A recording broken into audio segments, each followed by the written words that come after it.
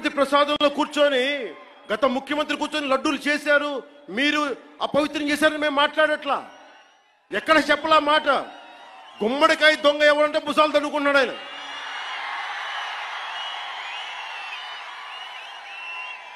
YCP మీరు కూడా ఉన్నారు కదా, నేను ఎక్కడన్నా నా మాట. తప్పు జరిగింది, దీనిని మనకి ప్రాసిక్యూట్ చేయండి, దీని మీద ఇన్వెస్టిగేషన్ చేయండి అంటే రాజకీయం చేస్తున్నాం అంటారు.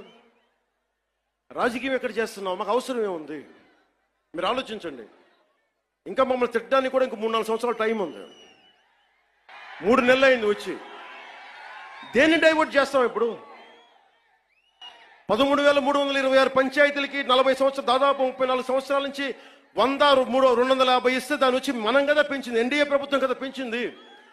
10,000, 25,000 ఒకే రోజున 13,326 పంచాయతీలో గ్రామ సభలు పెట్టాం కదా, ఇన్ని పని దినాలు పెట్టాం కదా.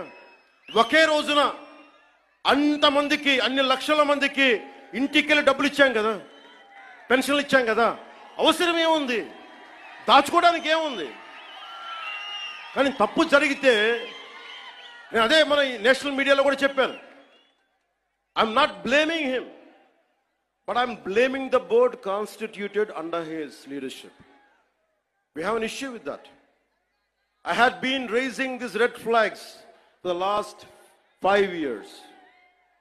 If the national media wants, we are ready to give it. We are ready to give it.